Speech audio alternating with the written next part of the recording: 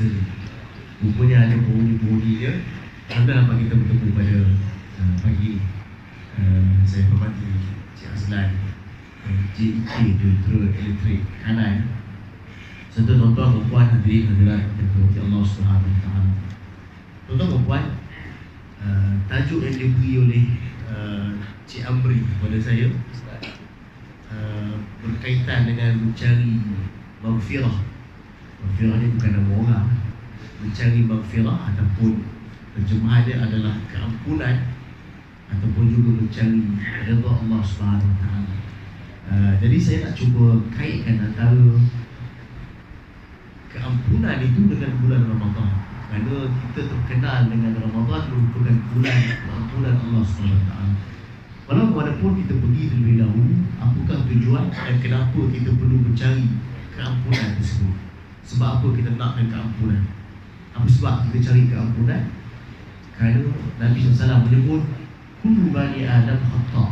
Setiap daripada anak Adam yang bernyawa ini, setiap daripada manusia khata', melakukan kesilapan, melakukan dosa.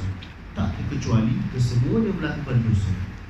Wa khairul khata'in at-tawwabun.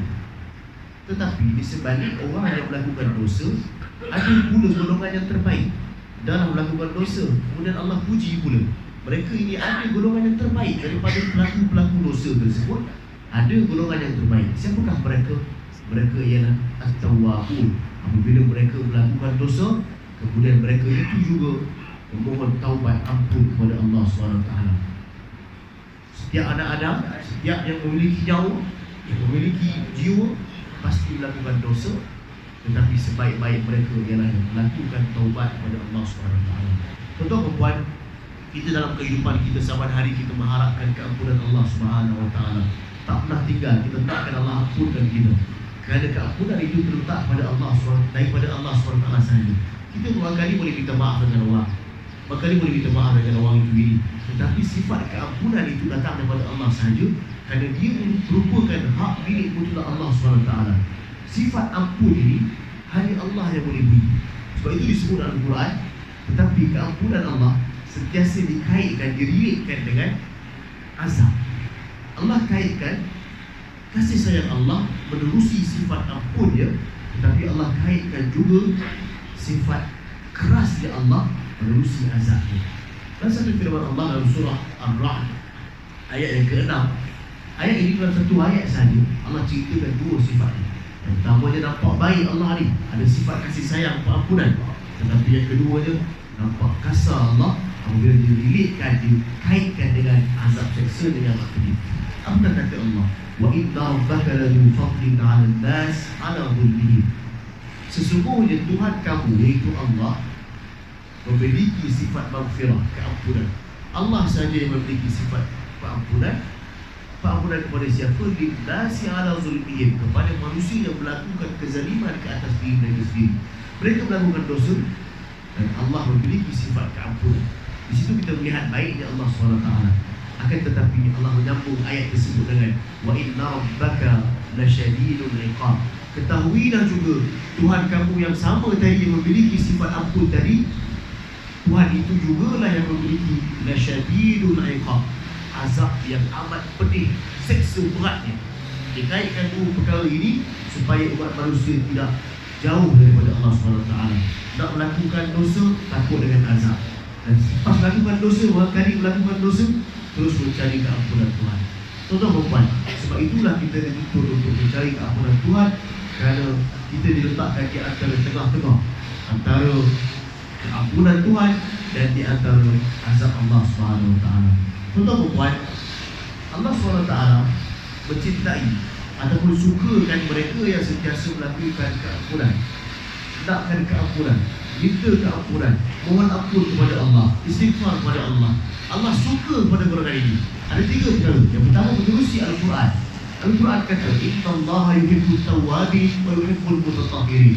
Allah ini sesungguhnya amat suka kepada orang yang memohon taubat, mohon ampun. Allah suka. Dan Allah sukakan orang yang sentiasa bersihkan diri mereka supaya mereka datang daripada asal yang baik-baik dan kembali kepada Allah dalam keadaan yang baik. Allah suka golongan yang mohon ampun. Yang keduanya menerusi hadis Nabi SAW.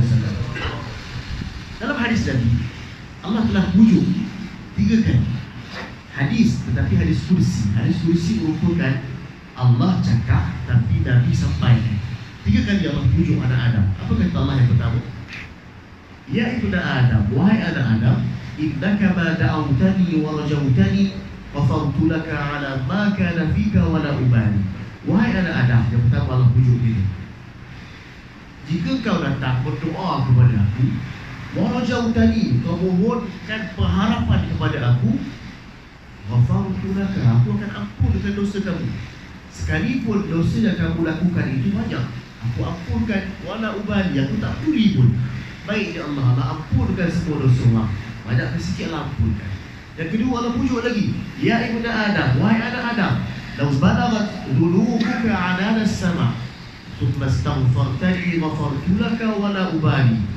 Wahai anak Adam, jika kau datang kepada aku nanti di hari akhirat kelak dengan penuh dosa yang kau bawa, anana as-sama', sehingga sampai ke langit dosa yang kamu lakukan, tetapi thumma astaghfartani, sempat kau mohon ampun kepada aku, ghafartu laka, aku ampunkan juga kau, wala ubali, aku tak peduli pun sedikit dosa yang kau lakukan. 2 kali Allah pujuk kita.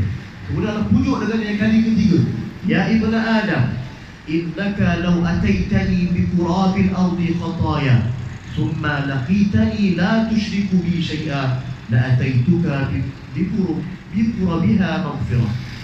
Jika kau datang menghadap kepada aku, kata Allah, dosa kamu ketika itu sepenuh bumi. Bumi ini penuh dengan dosa yang kita lakukan, tetapi kau sempat memohon ampun kepada aku dan kau tidak melakukan syirik, sekutukan aku akan ampunkan semua dosa kau. Aku tak peduli itu. Allah pujuk kita dengan betapa sayangnya Allah, sukanya Allah kepada orang yang melakukan dosa, tetapi mereka memohon ampun kepada Allah SWT sebelum sampai kepada kematian mereka. Baik, yang pertama Quran cerita sukanya Allah kepada orang yang mohon taubat. Yang kedua, hadis cerita Allah pujuk 3 kali golongan yang melakukan dosa supaya mohon ampun dan Allah ampunkan, tak peduli sikit pun dosa yang kita lakukan. Dan yang ketiga, menerusi ulama kita Al-Ghazali, Imam Ghazali sebut, kenapa aku dihidupkan hari ini? Setiap pagi Imam Ghazali akan tanya, kenapa aku dihidupkan hari ini? Jawapan Imam Ghazali tanya dan kemudian jawab sendiri, kerana Allah panjangkan umur aku lagi, aku ni banyak dosa dan Allah beri peluang untuk aku mohon ampun kepada dia. Jadi 3 cerita mengenai sukanya Allah, gembiranya Allah untuk bertemu, untuk memaafkan orang yang sentiasa melakukan dosa. Baik tuan-tuan puan, kaitan antara mencari keampunan, mencari redha Allah SWT dengan bulan puasa. Bulan puasa kita tahu, semua orang tahu, bulan yang diampunkan dosa. Orang kata bulan puasa ditutup pintu neraka, dibuka pintu syurga. Betul. Malah dalam hadis menyebut, man shama Ramadan, sesiapa yang berpuasa penuh puasanya, kemudian dia mendirikan amalan dalam bulan puasanya, imanan, dia bukan berpuasa saja, tetapi dia yakin bahawa puasanya sebenar-benarnya diterima oleh Allah. Wahtisaban, mereka juga berpuasa, melakukan amal ibadah dengan mengharapkan ganjaran Tuhan. Ghufira lahu ma taqaddama min dzambi, nescaya Allah akan ampunkan segala dosa yang dilakukan oleh hamba-Nya. Itulah kaitan antara tajuk kita hari ini, mencari keredaan Allah, menerusi nakkan maghfirah, keampunan Allah, dikaitkan dengan bulan Ramadan merupakan satu bulan pengampunan dosa. Tuan-tuan puan, apabila hadir di bulan Ramadan ini, cerita dari para ulama disuruh nak bertemu dengan Ramadan. Macam mana Cik Azlan cerita tadi, telah berbunyi-bunyi lagu raya di corong-corong radio. Kalau tak radio, di bibir-bibir kita pun telah nyanyi lagu raya. Salah ke? Rupanya tak salah. Tak salah. Sekiranya kita melebihi ibadat kita bulan puasa lebih daripada perkara itu. Sebagai contoh, ada satu orang ni buat kuih raya. Mana ada orang buat kuih raya di malam raya? Mesti dijual awal. Sebulan sebelum dah buka order, kemudian beberapa hari sebelum dah buat, dah siap packing, dah siap post, COD semua. Cerita dia adalah, adakah orang tadi telah melakukan satu benda yang dosa? Akak-akak lah sedang cerita beli baju raya awal sangat, langsir raya, adakah dosa? Jawapannya tidak. Tak ada siapa marah pun. Sebab kalau dibeli baju raya tersebut pada malam raya, barangkali baju tersebut dah outdated dah, tak laku dah. Ataupun mungkin fashion dah terkebelakang. Perempuan tahulah perkara itu, orang lelaki teman je. Jadi tak ada masalah nak beli baju raya bila, nak buat kuih raya bila, tak ada siapa larang pun. Yang penting kita mesti mendahulukan Ramadan kita berbanding dengan perkara tersebut. Dulu ada orang tanya saya, dia berniaga di bazar stadium. Dia kata, ustaz saya ni tak sembahyang tarawih pun. Apa tak sembahyang tarawih? Sebab apa? Sebab saya berniaga. Jadi dosa ke saya ni? Saya kata dekat dia, tak dosa, sembahyang tarawih sunat. Berniaga tu rezeki dia, dia cari rezeki. Tetapi dia perlu cari waktu juga untuk letakkan tarawih tadi. Tarawih ni panjang sampai subuh boleh buat. Barangkali lepas dia tutup kedai pukul 2 tersebut, dia sempat pukul 3 sembahyang tarawih 8 rakaat. Jadi kita dalam agama ni jangan susah-susah kan. Jangan bandingkan kehidupan kita dengan kehidupan orang lain. Kita tak boleh kata orang tersebut saya imam kan, lepas habis 20 apa berniaga sebelah masjid negeri ni tak sembahyang ke? Tak boleh saya kata begitu. Tentang kerja tok imam tu orang senang lah untuk masjid setiap hari. Tetapi bagi orang yang ada kerja lain, tidak menjadi masalah untuk dia lakukan kerja tersebut. Tetapi hendaklah dia tetap mengutamakan Ramadan ini. Disambut Ramadan dalam keadaan yang penuh baik. Sebab itu Nabi mengajar kita dengan satu doa yang telah kita doakan pada 2-3 bulan yang lalu. Apakah doa tersebut? Allahumma barik lana fi Rajab, berkatilah kami di bulan Rajab, wa Sya'ban, berkatilah kami di bulan Sya'ban, wa ballighna Ramadan. Doa itu kita sentiasa doa. Ataupun imam-imam di masjid sentiasa baca, kita tanda tangan, kita aminkan. Doa tersebut berkait dengan tak sabarnya Nabi nak bertemu dengan Ramadan. Doa daripada Rejab lagi nak bertemu dengan Ramadan. 2 bulan sebelum bertemu Ramadan, Nabi telah berdoa. Begitu juga dengan para ulama ketika itu berdoa dengan Allahumma sallimna li Ramadan. Ya Allah, sampaikan kami ke bulan Ramadan.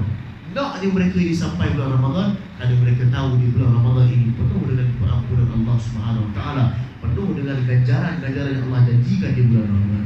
Tuan-tuan, jadi bagaimana untuk kita berinteraksi dengan bulan Ramadan? Bulan Ramadan ni ada cara kita nak bergaul dengan dia. Kita tak boleh bangun pagi, sahur, tidur, kemudian pergi kerja, jumpa hari lain je, jumpa puasa je. Bukan begitu. Tetapi dia ada kaedah untuk kita berinteraksi, bermuamalah dengan Ramadan. Bagaimana kita nak menjalinkan hubungan baik dengan Ramadan? Saya letakkan ada beberapa perkara yang mudah-mudahan perkara ini menjadikan kita sebagai titik tolak untuk meraih keampunan Allah SWT. Yang pertama itu tuan-tuan, bila berkait dengan ibadah, tak boleh tinggal. Jagalah hati kita dengan niat sebaik-baiknya. Hati ini satu perkara yang susah. Ada satu orang ulama namanya Sufyan As-Sawri. Sufyan As-Sawri ini terkenal dengan boleh merawat orang. Orang sakit dia boleh rawat, orang tak sihat dia boleh bantu bagi sihat. Apa kata beliau? Aku ini boleh merawat banyak perkara, tetapi ada satu perkara yang aku sukar untuk rawat. Perkara tersebut adalah untuk aku merawat hati aku sendiri. Susah tuan-tuan. Bukan kita saja yang payah nak merawat hati. Bukan kita saja yang kena kawal diri kita daripada niat buruk, niat tak elok. Tetapi para ulama juga terkesan dengan perkara yang sama. Sebab itulah perkara yang melibatkan hati ini perlu sentiasa ditajdidkan. Setiap hari diperbarui niat tersebut supaya benar-benar kita menghantar amalan kita kepada Allah SWT dengan sekualiti tujuannya adalah untuk Allah sahaja. Tuan-tuan, niat ini satu perkara yang dilihat oleh Allah. Allah tak melihat. Dalam hadis sebut, Inna Allah la yanzuru ila suwarikum. Allah sekali tidak pernah melihat wajah-wajah kalian. Kalian ceritalah handsome bagaimana, K-pop bagaimana sekalipun, Tuhan tak pandang. Wala ajsamikum, Tuhan juga tak pandang badan-badan kalian. Ceritalah badan sadu bagaimana pun, Allah tak pandang. Walakin yanzuru ila qulubikum wa a'malikum. Tetapi Allah melihat dua hal saja. Yang pertamanya Allah melihat hati setiap orang, dan kemudian hati tersebut terjerumus untuk melakukan amal ibadah yang baik. Dua perkara yang Allah lihat daripada setiap manusia, hati dan juga amalannya. tidak sesekali Allah melihat kepada tubuh dan juga wajah-wajah kalian. Tuan-tuan, dalam kita cerita tentang hati ini, ada satu hadis. Hadis ni saya nak cerita tentang kisahnya. Hadis dia berbunyi, innamal a'malu binniyat. Setiap perbuatan hamba itu bergantung atas niat. Wa innama likulli imri'in ma nawa. Dan setiap hal bergantung atas niat. Setiap orang dikira atas niat tersebut. Sesiapa yang melakukan penghijrahan ataupun kebaikan dengan tujuannya untuk Allah, maka dia dapat Allah tersebut. Sesiapa yang melakukan kebaikan, dia melakukan baiknya untuk manusia ataupun tujuan-tujuan dunia, maka dia dapatlah dunia tersebut. Dalam satu kisah, ada satu orang perempuan. Nama perempuan ini Ummu Qais.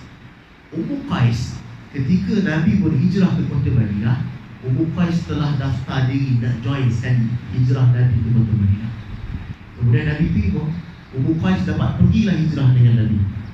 Kebetulan ada satu orang lelaki, dia ni syok sangat dengan Ummu Qais. Dia nak kahwin dengan Ummu Qais.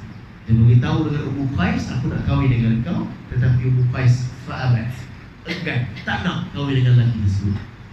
Kalau nak kahwin boleh, tapi ada satu syarat. Syaratnya kau kena ikut sekali dengan rombongan hijrah Nabi. Maka suka lelaki tadi, seronok dia. Dia pun ikut, turut serta dalam hijrah Nabi. Maka dia dapat mengahli perempuan tersebut. Kemudian cerita tersebut ditahu oleh Nabi dan juga para sahabat. Lelaki tersebut telah berhijrah bukan kerana Allah, tapi kerana nakkan berkahwin dengan Ummu Qais. Lelaki tersebut namanya ialah Muhajir Ummu Qais. Ada ikut terjemahan bahasa Melayu dia, Muhajir ialah orang yang melakukan hijrah.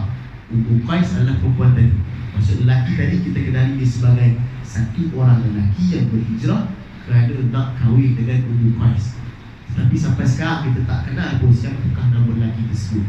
Ada mesej di sini bahawa Nabi SAW satu orang yang tidak pernah sesekali membuka aib manusia.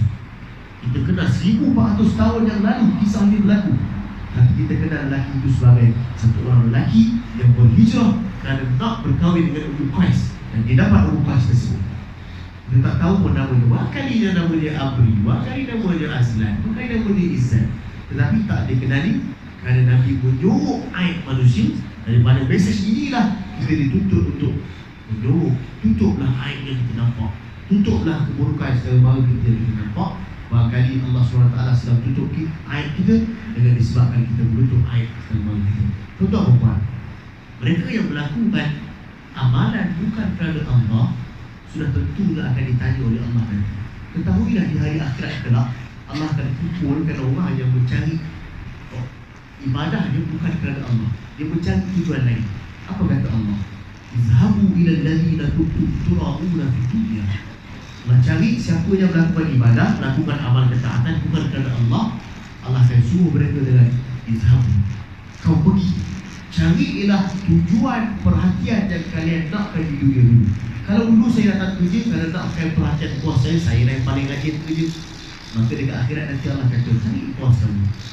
Kalau dulu saya melakukan ceramah hari ini kerana nakkan populariti, kau cari populariti tersebut. Kemudian apa kata Allah? Fanzuru hal tajiduna indahum jazaa'a. Kalian lihatlah ketika hari akhirat tersebut, adakah mereka ataupun apa yang kalian niatkan tersebut boleh memberi ganjaran? Maka sudah tentu tidak ada ganjaran melainkan ganjaran Allah SWT sahaja di hari akhirat kelak. Itu yang pertama, tuan-tuan dan puan. Untuk kita interaksi dengan Ramadan, untuk capai keampunan Allah, mestilah interaksi baik dengan Ramadan adalah dengan memperbaiki niat kita. Dah 15 hari berlalu, kita risau, masih ada baki yang ada. Boleh lagi, sempat lagi untuk kita melakukan interaksi yang baik, hubungan dua hal yang baik dengan Ramadan. Dan pada akhirnya kita keluar daripada madrasah Ramadan ini dalam keadaan kita telah suci bersih diampuni oleh Allah SWT. Tuan-tuan, yang kedua, cara mudah yang kedua adalah dengan kita memperbanyakkan waktu kita bersama Al-Quran. Saya tak kata baca, saya tak kata dengar, saya tak kata tengok, saya kata memperbanyakkan waktu dengan Al-Quran. Jadi terserah tuan-tuan nak baca, tuan-tuan perempuan nak mendengar, terserah, tak ada masalah. Ataupun pergi sembahyang dengan imam baca lama-lama sembahyang tersebut, tak ada masalah. Yang penting mestilah memperbanyakkan waktu bersama Al-Quran. Kerana Al-Quran ini diturunkan pada syahrul Ramadan dan diunzilan fihi Al-Quran. Al-Quran diturunkan pada bulan Ramadan. Sudah tentu apabila diturun pada bulan Ramadan, lebih istimewa pada bulan Ramadan, dia diganjarkan dengan pahala yang berlipat ganda. Tuan-tuan puan, ada beberapa kisah berkaitan dengan Al-Quran dan juga Ramadan. Imam Syafi'i, semua kenal. Semua orang berpegang dengan mazhab Imam Syafi'i. Di Malaysia, kita di Malaysia ini ramai yang mengaluki, mengikut daripada mazhab Imam Syafi'i. Imam Syafi'i dikhabarkan ketika bulan Ramadan telah mengkhatamkan Al-Quran sebanyak 60 kali. Tuan-tuan puan, 60 kali. Maksudnya kalau 30 hari 2 kali dikhatam Quran. Bukan kita akan tanya, tak pernah sampah Imam Syafi'i ini. Sebab kita tanya dengan akal fikiran kita, tapi kita tak tanya dengan jiwa Imam Syafi'i. Imam Syafi'i sudah tentu lisan dan sentiasa baca Al-Quran fasih lancar. Imam Syafi'i sudah tentu akal yang telah banyak dihafal Al-Quran sehingga lancar Al-Quran tersebut. Dan sudah tentu waktunya penuh berkat menyebabkan beliau sempat menghatamkan Al-Quran 60 kali. Cerita yang kedua, Imam Malik. Imam Malik terkenal dengan mengajar dan juga belajar ilmu hadis. Imam Malik ketika bulan lain sibuk dengan mengajar ilmu hadis. Tetapi apabila tibanya bulan Ramadan, Imam Malik akan berhentikan semua pembelajaran berkaitan ilmu hadis dan akan difokuskan terhadap pembacaan ilmu Al-Quran, pembacaan terhadap Al-Quran. Cerita yang lain pula, satu orang namanya Qatadah. Qatadah ini khatam Al-Quran di luar bulan Ramadan. Setiap 1007 hari khatam sekali. Tetapi apabila tibanya bulan Ramadan, 3 hari sekali khatam pula. Apabila tibanya 10 malam akhir pula, Qatadah berkhatamkan Al-Quran sekali saja. 7 hari sahabat tahun, setiap minggu habis. Sampai bulan Ramadan, 3 hari habis. Sampai pada 10 hari yang terakhir, sehari habis khatam Quran Qatadah ini. Hebatnya mereka memberikan waktu bersama Al-Quran. Tapi tuan-tuan puan jangan pula 24 jam baca Al-Quran sampai tak beri kerja. Kau kena marah dengan Cik Azlan. Jangan begitu. Dia bergantung kepada atas kapasiti masing-masing. Sebab tu saya kata tadi, kita mesti bersama Al-Quran. Tak kisah bagaimana, tetapi mestilah sentiasa melazimi Al-Quran. Tuan-tuan puan, Al-Quran dan juga puasa, Al-Quran dan juga puasa pernah berbuat. Ya. Dalam hadis cerita, Al-Quran pernah bercakap, puasa pernah bercakap. Puasa pernah berkata, wahai Tuhan, aku telah menghalang orang yang berpuasa daripada makan dan juga melakukan hubungan syahwat di siang hari. Kemudian Al-Quran pula kata, aku telah menghalang orang ini daripada sibuk melakukan keduniaan di malam hari sehingga mereka ini sempat membaca. Maka puasa dan juga Al-Quran telah meminta kepada Allah supaya Allah memberikan syafaat kepada orang yang berpuasa dan membaca Al-Quran. Dan ketika itu Allah telah memuliakan puasa dan juga Al-Quran, syafaat berilah kepada orang yang berpuasa dan membaca Al-Quran juga. Tuan-tuan puan, saya sebut tadi, kenapa bukan hanya dengan membaca Al-Quran, tetapi dengan mendengar Al-Quran juga dikira sebagai orang yang sentiasa belajar Al-Quran. Tuan-tuan puan, Nabi SAW pernah mengadu dengan satu aduan. Apa kata Nabi? Ya wahai Tuhan, inna qawmi takhadu hadzal Qur'ana mahjura. Wahai Tuhan, ketahuilah umat aku pada hari ini, pada zaman Nabi dulu, menjadikan Al-Quran sebagai perlembagaan yang tak dipakai. Mereka ini tahu Al-Quran itu sebagai perlembagaan, tapi tak pakai. Apakah maksud tak pakai? Adakah Al-Quran yang letak di rak-rak? Adakah Al-Quran yang kita letakkan di almari rumah kita bergabung? Rupanya tidak. Adakah Al-Quran yang diletakkan di kedai buku? Rupanya tidak. Al-Quran yang tak dipakai menurut Imam Ibnu Katsir, pakar dalam bidang tafsir, ada 5 hal. Yang pertamanya Al-Quran yang kita tak baca. Kita tak baca, satu. Yang keduanya, kita tak cuba untuk menghafal sedikit pun daripada ayat Al-Quran. Saya percaya setiap orang telah menghafal sedikit daripada Al-Quran. Yang ketiganya, kita tidak ada usaha untuk faham tentang Al-Quran itu. Yang keempatnya, apabila tak baca, tak faham, tak hafal, sudah tentu tak aman.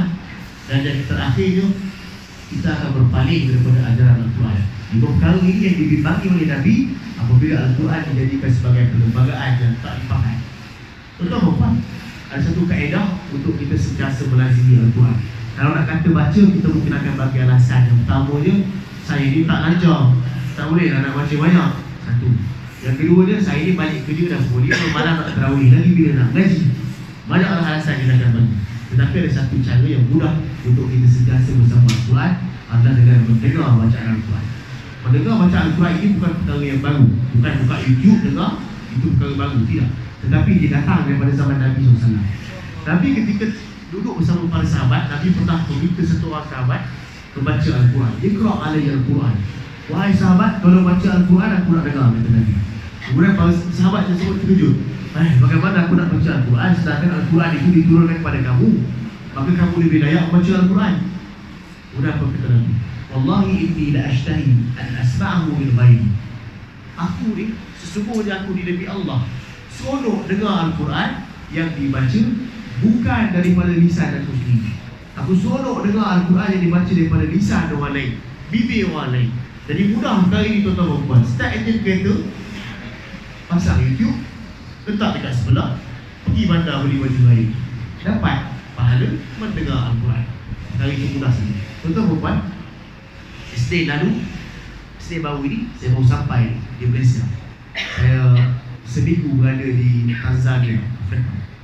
Saya pergi sana international competition tilawah Al-Quran, peringkat antarabangsa di tilawah di Tanzania. Seminggu bulan puasa. Ketika saya sampai sana, saya cari dulu, Google dulu negara ini negara apa.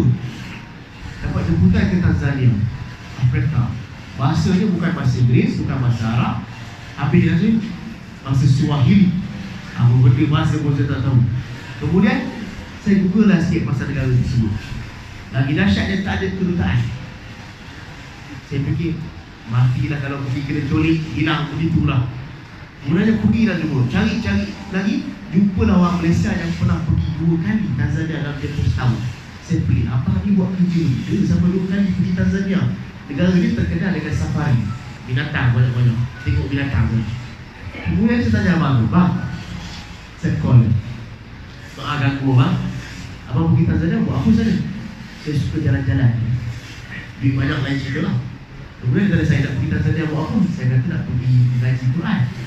Dia kata nak pergi, menarik, Tanzania dia menarik. Saya pun pergi lah. Masa pergi tersebut, baca orang kulit putih diculik. Hai, mati aku, kena berculik, tak jumpa-jumpa lah. Saya pun call kedutaan Tanzania di Malaysia, di Kuala Lumpur. Kebetulan pekerja dia orang India, orang Malaysia. Bolehlah cakap Melayu saja, tak boleh cakap Inggeris. Saya tanya dekat sana tak ada kedutaan ke? Dulu ada kedutaan bersama dengan Indonesia, tapi dah tutup sebab mereka pindah ke negara sebelah, Kenya. Sekali dah kedutaan.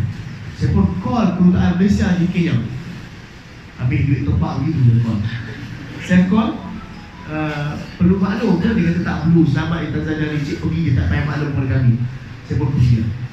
Bila saya pergi, seorang orang Melayu sana pakai sompok. Sampai di airport, saya disambut oleh orang keruh lah, gelap-gelap semuanya. Tapi pakai jubah elok semua, kopiah. Nabi sedap tu ni. Ramai sambut saya dekat airport.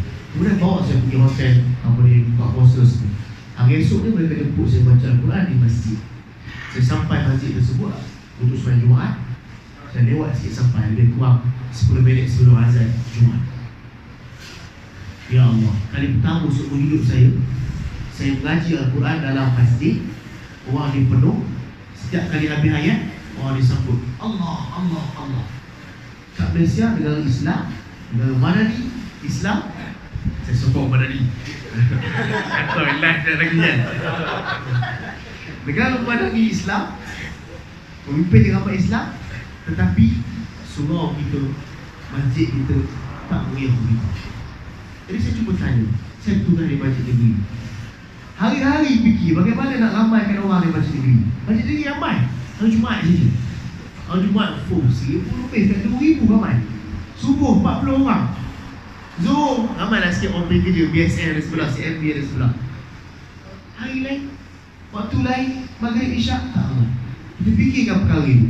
Tapi lihat sebuah negara yang bukan negara Arab, yang negaranya keruh, malak begitu, tetapi tengok Islam yang ada pada mereka, seronok sangat. Suka saya cerita, tak ada habis daripada hari Isnin itu sampai sekarang. Saya cerita Tanzania. Pergi berjabat Tanzania, orang nak buat lah. Saya jadi kalau saya jabat, saya bersampaikan. Bukan itu yang saya nak sampaikan, pengalaman bukan, tapi nak cerita tentang Islam yang ada di sana. Untuk perempuan, di sebelah hadis, Islam ini datang dan ada hari di Ani. Ketika Nabi sampaikan Islam, orang fikir benda Islam ni, Nabi dia bawa ajaran sesat. Dan Islam ini akan pulang sebelum pada akhirnya dalam keadaan aneh. Aneh tak? Aneh. Tengok orang bukan dia negara Arab, jauh daripada dunia, tetapi mereka semangat Islam ni lebih jauh daripada kita. Itu yang kita bimbangkan di dalam kita. Sebalik topik balik, takut sampai Tanzania dan nanti. Dalam topik yang saya ceritakan tadi, pembacaan Al-Quran, seronoklah bila kita baca Al-Quran, orang sana mendengar dengan elok. Bukan kita baca sedap sangat, dia baca sedap dulu, tapi ceritanya, suasana yang ada, jiwa yang ada pada orang sana. Sampai bila saya nak balik tersebut, menangis dalam rasanya. Seronok sangat dengan keadaan di sana. Baik, itu dua perkara cara kita nak interaksi bermuamalah dengan Al-Quran. Yang pertama, bermuamalah dengan Ramadan, dan seterusnya pada akhirnya kita tinggalkan Ramadan dalam keadaan kita dapat ampun Tuhan. Yang pertama dia jaga niat, yang kedua dia banyakkan waktu dengan Al-Quran, yang ketiganya sekali terakhir, saya sudah mula bosan dengan cakapan saya sendiri, jadi saya akhirkan dengan poin yang ketiga. Walaupun sejam diberi pada saya, baru betul sejam, adalah yang ketiga berkait dengan sedekah. Tuan-tuan, sedekah ini satu perkara yang ajaib. Dia bukan perkara kecil. Bagi RM1 tunggu bila Allah nak pulang RM10. Bagi RM10 tunggu bila Allah nak pulang RM100. Dia bukan perkara begitu, tuan-tuan. Dia perkara yang magic. Kenapa saya katakan magic?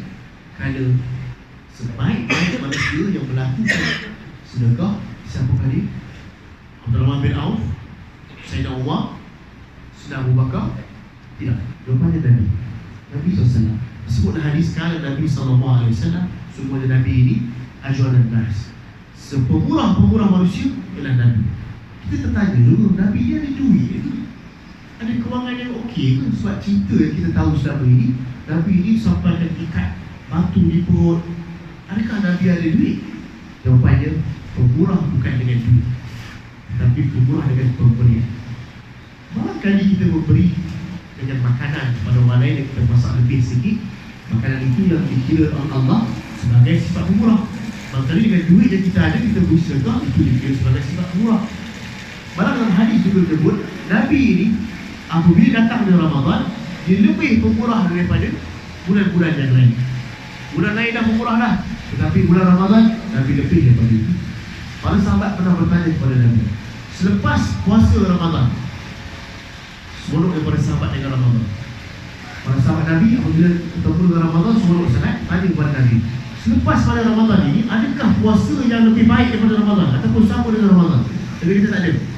Tetapi ada satu puasa yang apabila kau buat, dia akan memuliakan Ramadan, ditazimi Ramadan, memuliakan Ramadan. Puasa tersebut adalah puasa di bulan Syaban. Maka sahabat pun gembira mendengar perkara itu, terus mengamalkan. Ditanya dengan satu soalan lagi, dalam banyak-banyak sedekah wahai Rasul, sedekah apa yang paling baik? Sedekah duit ke? Makanan ke? Senyuman ke? Jawab Nabi, sedekah yang paling baik ialah tak kisah kalau sedekah apa, tetapi berlaku daripada bulan Ramadan.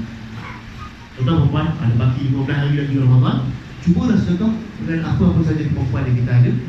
Jangan katakan duit, apa-apa saja kita ada, cubalah sedekah, mudah-mudahan itu dikira sebagai pengampunan Allah kepada kita. Baik, ada 3 poin saya nak cerita di sini berkait dengan orang yang memberi makan kepada orang yang berbuka puasa. Bagi makan kepada orang yang berbuka puasa ketika waktu berbuka, bukan waktu tengah hari. Jangan pergi hari, aku nak bagi makan dia baru dapat pahala sikit. Bukan begitu, tidak. Tetapi pada waktu berbuka. Yang pertamanya, sesiapa yang memberi makan kepada orang yang berbuka puasa, dia dapat pahala orang tadi. Mislu ajri. Orang tu pahala dapat 50%, dia dapat 50%. Orang tersebut hilang tak pahalanya? Tak hilang. Dah yang guru, tak terbatal, tak hilang pun pahala orang tadi. Jadi pahala tersebut didarabkan dua. Orang tu dapat 50, kita dapat 50. Yang keduanya, orang yang memberi makan kepada orang yang berbuka puasa ketika waktu berbuka puasa, dia mendapat kiriman selawat daripada malaikat. Sebagaimana ketika makan tersebut orang tu makan, selawat dan kira. Malaikat akan kira dengan selawat. Contohlah, Cik Azlan belanja saya makan nasi Arab. Mudah-mudahan belanja betul. Nasi Arab. Selagi mana saya menghayati setiap suapan sedap nasi Arab tersebut, ketika itulah malaikat kira selawat. Selawat sampai saya habis makan, dapat pahala balik Cik Azlan. Begitu. Kita tanya, selawat ni selawat dari mana? Adakah macam kita selawat pada Nabi? Selawat para malaikat kepada kita bukan macam kita selawat pada Nabi, tetapi selawat para malaikat kepada kita adalah bentuk rahmat. Tuan-tuan, rahmat Tuhan ni satu perkara yang luas. Kita tak pernah tahu pun apakah rahmat yang Allah berikan kepada kita. Barangkali kehidupan kita yang disenangi masyarakat. Kita pergi mana-mana, kawan kita sayang dekat kita. Kita pergi mana-mana, orang suka dekat kita. Itu merupakan rahmat Allah. Barangkali kita susah orangnya, tak kaya, tetapi anak kita semua menjadi orang yang berguna.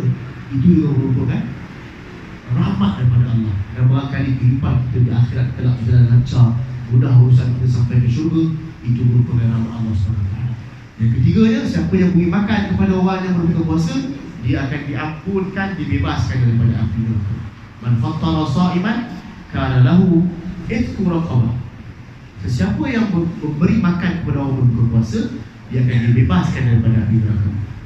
Dan kemudian wa maghfiratul lizunubi, akan diampunkan segala dosa. Sebab itu saya kaitkan Ramadan dengan mencari keampunan. Mereka memberikan makan kepada orang berpuasa, dia akan diampunkan dosa. Kemudian para sahabat, ada sahabat bangun tanya Nabi, laisa kulluna yajidu ma yufattiru shaim. Bukan dalam kalangan kami ini, bukan semua mampu nak beri makan kepada orang berpuasa. Apa jawab Nabi? Allah memberikan ganjaran diampunkan, dibebaskan dosa kepada orang yang memberi makan orang berpuasa kepada semua orang tak terkecuali, walaupun mereka memberi dengan seteguk minuman, walaupun mereka memberi dengan segelas susu, ataupun paling senang sekali, walaupun mereka memberi dengan autam roti sebiji kurma, dia layak menerima pengampunan Allah SWT. Tuan-tuan, hari Islam pergi masjid, ada buka puasa, ambil cawan, bubuh air kawi masjid, bagi kawan kita minum. Kita telah memberi dia minum tanpa duit kita pun. Kita nak pakai air masjid, masjid punya kawi, masjid bayar RM65 sebulan. Kemudian bil air masjid lagi, cawan masjid lagi, kita tolong ambil dia, bagi dia minum, dia dapat pahala dia puasa. Buah kurma sebiji, berapa sangat, sekotok pun kadang-kadang RM9, RM8 pun dah dapat. Simpan lah, setiap hari bagi sikit-sikit seorang. Tapi jangan ada sebiji, nampak sangat kedekut. Bagilah banyak sikit, bagilah nasi lemak ke, limbor ke. Tapi terserah kepada kemampuan masing-masing, dia akan diampunkan dosa dan seterusnya akan dibebaskan daripada api neraka. Tuan-tuan puan, dan satu kisah Abdullah bin Umar. Abdullah bin Umar ini merupakan anak Sayyidina Umar. Sepanjang beliau ini berpuasa, beliau tidak pernah sekali pun berbuka puasa melainkan dengan orang miskin. Apa tujuannya? Untuk dia belanja orang miskin. Tak pernah buka puasa dengan orang kaya. Saya semalam buka puasa dengan PRP, pemangku Raja Pahang. Asal Malaysia sangat lah. Buka puasa dengan anak raja. Padahal Abdullah bin Umar buka puasa dengan orang susah. Raja okey lah buka puasa dengan saya, orang susah, dia orang kaya. Dapat naik pada Abdullah bin Umar tadi. Dan cerita berikutnya adalah satu orang namanya Ahmad Yusuf. Setiap buka puasa, dia akan belanja, dia meratus orang makan. Masjid negeri besar-besar tu 600 orang makan sehari. Ahmad dia kurang 100 daripada masjid negeri. Dia seorang kurang 100 daripada besar-besar masjid negeri dia semua. Cerita betapa pemurahnya para sahabat, betapa pemurahnya para tabi'in dahulu dalam memberikan makan orang berpuasa. Baik tuan-tuan puan, 3 hal tersebut bagaimana untuk kita menjalinkan hubungan cantik dengan Ramadan, dan seterusnya akan mengampunkan dosa kita. Allah akan ampunkan dosa kita. Yang pertama ni adalah baik niat, yang kedua ni adalah banyakkan waktu dengan Al-Quran, yang ketiganya sedekah dan beri makan pada orang berpuasa. Tuan-tuan puan, ketahuilah setelah bulan Ramadan ini akhirnya setiap perbuatan kita walaupun bukan bulan Ramadan akan digandakan sebanyak 10 hingga 700 kali. Setiap hari kita buat, tak kisah Ramadan ke tidak Ramadan, setiap ibadah, ketaatan yang kita buat, kebaikan yang kita buat akan digandakan 10 hingga 700. Banyaklah, ada orang dapat 100, ada orang dapat 100.5, ada orang dapat 10, 12, terserah pada Allah. Tetapi ada satu amalan yang Allah berikan dia tak ada limit, lebih daripada 700. Allah boleh beri lebih daripada itu. Apakah amalan tersebut? Amalan tersebut ialah puasa. Puasa ini Allah kata, siapa puasa, terserahlah banyak aku nak baca. Dan semuanya kerana pun Allah bagi begitu, sebab orang puasa ini dia telah menahan nafsu dia payah, telah berlapar pagi sampai petang dia. Dan kemudian mereka ia akan mendapat 2 kegembiraan. Ini ayat pertama ialah ketika berbuka, ialah sehari dia lapar, dapat tengok nasi, seronok dia, gembira dia. Yang keduanya adalah apabila dia bertemu dengan Allah nanti, dia akan mendapat unlimited pahala daripada Allah. Ketika itu dia sangat gembira. Itu tuan-tuan, sebagai kesimpulannya, mudah-mudahan dengan Ramadan yang kita lalui beberapa hari ini dan hari yang akan datang kita perbaiki lagi, berbanyakkan lagi ibadah, dan pada akhirnya pada hati kita bertakkan ketakwaan kepada Allah, dan sehingga akhir kita meraih keampunan Allah SWT. Tak lain tak bukan itulah dalam hidup kita, tak ada perkara yang kita takkan melainkan Allah ampuni kita, Allah redha kita, dan akhirnya kita bertemu Allah dalam keadaan kita redha dengan Allah, dan Allah redha dengan kita untuk bertemu dengan Allah di syurga. Itu sajalah yang kita harapkan. Sama Ramadan, siapa yang berpuasa, waman qama Ramadan, sesiapa yang berdirikan ibadah puasa dengan penuh ketaatan, imanan dalam keadaan dia beriman kepada Allah, wahtisaban dia juga mengharapkan ganjaran Allah, yufir lahu ma taqaddama min dzambi, Allah akan mengampunkan segala dosa-dosa. Jadi saya kira cukup dari itu sembang kita pada hari ini. Saya melihat mesin potong rumput telah menawan suara saya pun tak larat dah nak birik-birik ke apa. Saya pun puasa dengan pada tuan-tuan perempuan, air pun tak ada di lidah. Tak apalah, jadi saya kira cukup sekadar itu. Terima kasih banyak ya. Berganti sedikit, bolehlah sedikit insyaAllah. Saya akhiri dengan satu ayat Allah berkaitan dengan puasa. Mudah-mudahan kita dapat mengambil manfaat daripada ayat ini. Ayat yang diceritakan tentang Al-Quran diturunkan pada bulan puasa. Sudah tentunya ada istimewanya, sudah tentunya ada kebaikan di sisi Allah SWT. Al-Quran kalau baca bulan lain mesti dapat pahala yang banyak, tetapi Al-Quran yang boleh dibacakan pada bulan puasa. Sekian, wabillahi taufiq wal hidayah. Jadi saya kira cukup sekadar itulah kot.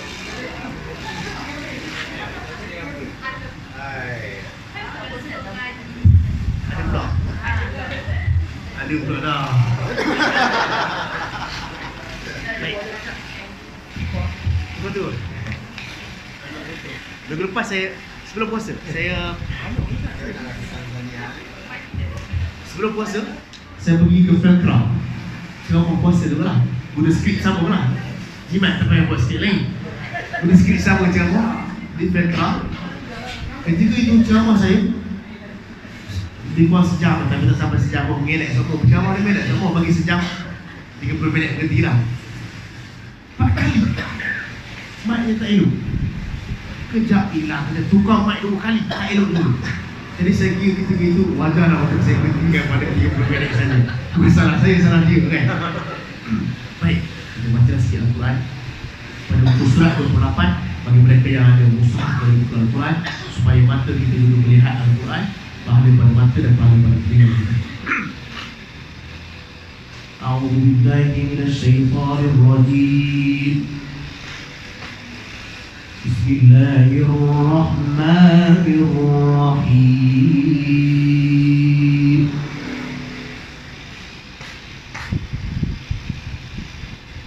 Syahrul Ramadan alladzi unzila fihi al-Qur'an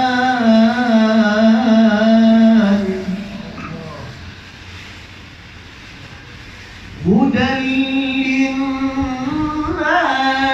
wa bayyinatin minal huda wal furqan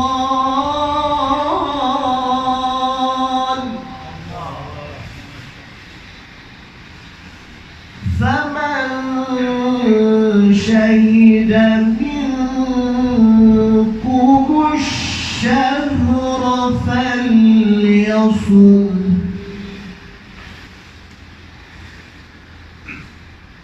ومن كان مريضا أو على سفر فعدة من أيام أخر يريد الله بكم اليسر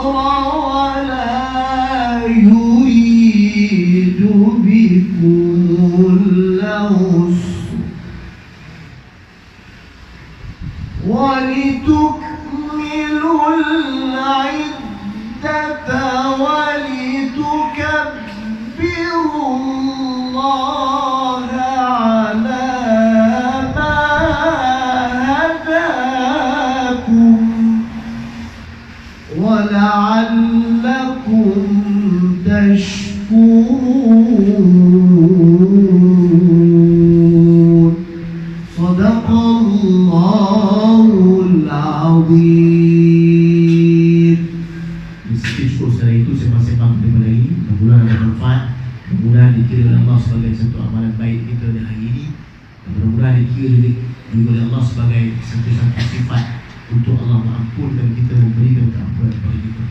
A'udzubillahi minasyaitonirrajim. Bismillahirrahmanirrahim. Allahumma lakal hamdu hamdan hamda. Segala puji hanya bagimu ya Allah. Wa lakal syukru syukran syukra. Kami syukur dengan syukur yang banyak-banyak kepada ya Allah.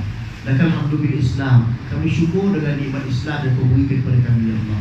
Lakal hamdu bil iman. Kami gembira syukur dengan nikmat iman yang Kau berikan kepada kami ya Allah. Lakal hamdu bil Quran. Kami syukur dengan nikmat satu kitab agung yang diturunkan kepada Nabi SAW yang akhirnya sampai kepada kami yaitu Al-Quran. Lakal hamdu bil mali wal ahli. Kami syukur dengan nikmat harta rezeki yang Kau berikan kepada kami, dan kami syukur dengan segala nikmat yang Kau berikan kepada kami, termasuk saudara-mara, sanak-saudara dan juga rakan-rakan yang Kau berikan di sekitar kami ya Allah. Allahumma lakal hamdu an ballaghtana Ramadan. Ya Allah, kepada kami syukur Kau tibakan kami pada bulan Ramadan. Fa'inna fihi ya Rabbana ala siyam wal qiyam wa tilawatil Quran. Maka Kau telah berikan kami dengan Ramadan, Kau tolonglah kami ya Allah. Dalam bulan Ramadan ini Kau berikan kami kemampuan untuk sentiasa melakukan siam puasa yang baik, wal qiyam, mendirikan Ramadan dengan penuh ketaatan, wa tilawatil Quran, dan rajinkan lidah kami untuk membaca Al-Quran. Allahumma salli ala khairil anam. Kami berselawat ke atas junjungan manusia sebaik-baik manusia ciptaan Allah, Nabi sallallahu alaihi wasallam. Allahumma salli ala khairil anam wa badril tamam wa miskil khitam wa ala alihi wa ashabihi afdhalus salatu wassalam. Dan kami berselawat juga ke atas para sahabat dan juga keluarga baginda ya Allah. Ya Allah, Tuhan kami hamba-Mu yang sentiasa melakukan dosa ya Allah. Kami tak lepas melakukan dosa ya Allah. Saban hari kami melakukan dosa. Kami mengaku kami melakukan dosa ya Allah. Pagi, petang, siang, malam, semalam kami dah lakukan dosa. Esok pun kami akan lakukan dosa. Kami tahu ya Allah. Ya Allah, tapi kami tahu juga Kau adalah Maha Pengampun ya Allah. Ampunkan dosa kami ya Allah. Ya Allah, Nabi kami Muhammad sallallahu alaihi wasallam telah menyampaikan Islam kepada kami dalam keadaan yang penuh dengan susah payah, penuh baginda ya Allah, nitis darah baginda, nitik-nitik ya Allah, lebam berdarah sana sini pada baginda ya Allah. Tetapi hari ini kami tak malu untuk melakukan dosa, sehingga seolah-olah kami telah mencampakkan najis dosa kepada baginda ya Allah. Kau ampunkan dosa kami ya Allah. Ya Allah, Tuhan kami, ampunkan dosa kami. Pilihlah kami untuk menjadi umat Nabi SAW yang sentiasa baik awalnya, sentiasa menjadikan ibadah dan dengar apa yang kata Nabi SAW. Ya Allah, Tuhan kami, untung Sayyidina Abu Bakar dapat peluk meribukan Nabi SAW. Ya Allah, Tuhan kami, untung Sayyidina Umar dapat cium wajah Nabi, pegang tangan Nabi. Untung Abu Muhammad bin Auf dapat peluk Nabi ya Allah. Untung Aisyah dapat tidur dengan Nabi ya Allah. Tapi kami tak dapat ya Allah. Kami pandang Nabi pun tak pernah ya Allah. Ya Allah, Tuhan kami, kurniakanlah kami kelazatan memandang wajah Nabi di hari akhirat kelak ya Allah. Itulah kami inginkan ya Allah. Supaya Nabi kenal kami, kamilah umatnya ya Allah. Supaya Nabi kenal kami di hari akhirat kelak. Itulah cahaya umat Nabi SAW ya Allah. Ya Allah, Tuhan kami, bangunkan kami di hari akhirat kelak bersama di bawah panji-panji Nabi SAW ya Allah. Ya Allah, Tuhan kami, ampunkan dosa kami, dosa ibu bapa kami, dosa keluarga kami ya Allah. Seluruh dosa muslim-muslimat ya Allah. Sehingga kan pada esok di kiamat, hari ada yang lahir, Kau ampunkan dosa diri ya Allah. Tak terkecuali semua umat Islam diampunkan dosa. Pada akhirnya semua umat Islam masuk ke surga ya Allah. Ya Allah, Tuhan kami, dalam kalangan kami pasti ada yang susah. Kau mudahkan urusan kami ya Allah. Dalam kalangan kami pasti ada yang hidupnya sempit. Kau luaskan hidup mereka ya Allah. Dalam kalangan kami pasti ada yang hidupnya penuh dengan kesakitan, sakit, tak sihat-sihat. Kau sembuhkan mereka ya Allah. Mereka yang susah, Kau mudahkan ya Allah. Dalam Tuhan kami, itulah doa kami ya Allah. Kami mengharapkan Kau mendengar ya Allah. Kami tahu Kau dengar, dan Kau memohonkan Kau terima doa kami, dan Kau berikan doa kami di dunia lagi ya Allah, dan seterusnya di hari akhirat kelak. Kau kurniakan keampunan kepada kami, sehingga kami dapat menatap wajah-Mu, wajah Nabi SAW menjadi wajah-Mu ya Allah. Rabbana atina fid dunya hasanah wa fil akhirati hasanah wa qina azabannar.